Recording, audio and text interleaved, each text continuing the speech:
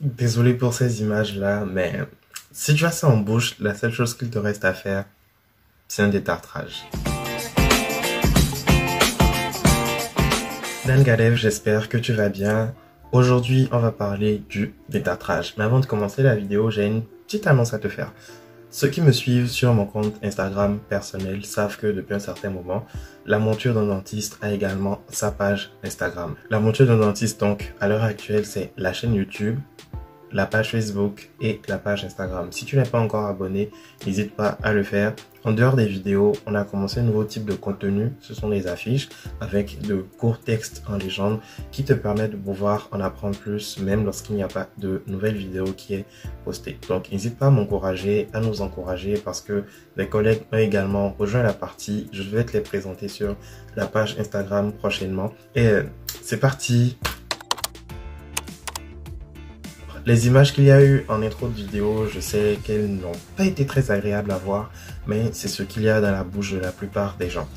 Comment est-ce que ça s'appelle? C'est du tartre. Et comment est-ce que ça se forme? Donc, si tu grattes avec ton doigt tes dents là, surtout les dents vers l'arrière, tu auras une fine pellicule jaunâtre. C'est ce qu'on appelle de la plaque dentaire. C'est un ensemble de débris alimentaires, de bactéries, de salive, etc. C'est un peu comme la poubelle de la bouche, je vais dire.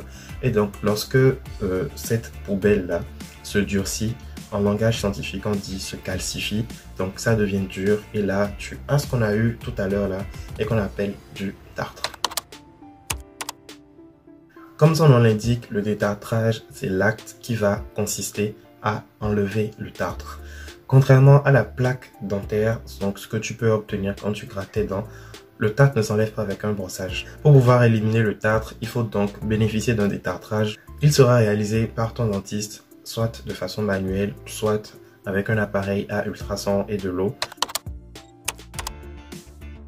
Il est conseillé de faire son détartrage une fois tous les 6 mois, c'est-à-dire 2 fois l'année. Parfois, on peut recommander de le faire juste une seule fois l'année lors de la visite systématique chez le dentiste.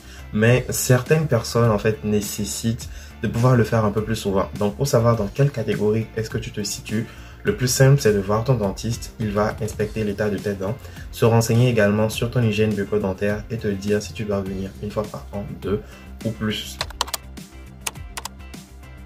Ça, c'est une question qui revient très souvent. Non, le détartrage ne fait absolument pas mal. Il peut être légèrement inconfortable. C'est quand même un appareil qui va se promener dans votre bouche, qui va produire des vibrations avec un jet d'eau pour pouvoir enlever le tartre. Donc, ça peut être légèrement inconfortable, surtout si vous n'êtes pas habitué. Mais c'est pas un acte en fait qui te génère de la douleur. Pour les patients qui ont une certaine sensibilité accrue ou qui ont peut-être un problème particulier, une maladie particulière au niveau de leurs dents ou des gencives, le médecin peut être amené à faire une piqûre d'anesthésie pour pouvoir continuer son détartrage.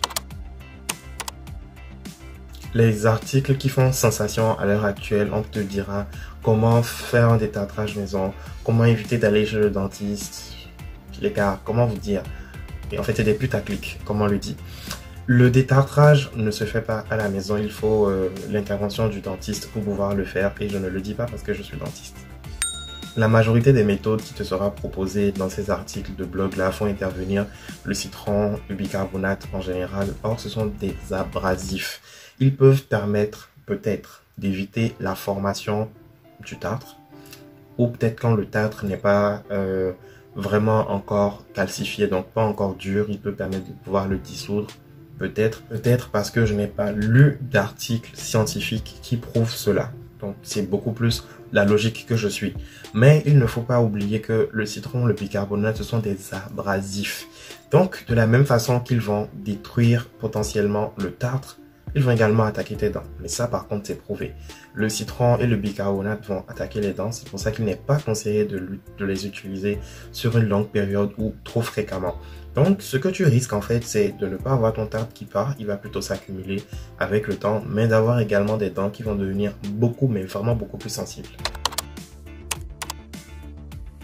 Déjà, c'est l'acte qui te permet d'enlever efficacement le tartre. Le tartre peut être source de plusieurs maladies au niveau de ta bouche et plus précisément de ta gencive. Il peut également être la source d'apparition de certaines tumeurs. On en a parlé. Ceux qui nous suivent sur Instagram ont déjà eu l'information dans l'une de nos affiches. Abonne-toi. Détartrage chez le dentiste, vraiment celui que je te conseillerais. Le détartrage chez le dentiste permet également d'avoir l'éclat de tes dents. En fait, toute chose que tu laves correctement retrouve son éclat. C'est un peu comme quand tu laves des assiettes ou quand tu laves ta voiture. Elle devient en fait comme neuve, on va dire. C'est pareil avec les dents. Donc, ce n'est pas du blanchiment dentaire, mais il te permet d'avoir un beau sourire. Le détartrage peut également constituer un traitement ou intervenir dans le plan de traitement. Donc ce n'est pas qu'un acte cosmétique parce qu'il te permet d'éviter des maladies, mais il te permet également de pouvoir les soigner. Je suis à la fin de ma vidéo, j'espère que tu as appris un petit plus aujourd'hui. Si c'est le cas, n'hésite pas à laisser un petit like et à partager avec tes amis afin de pouvoir leur apporter l'information. Moi, je te dis en attendant la prochaine fois, porte-toi bien.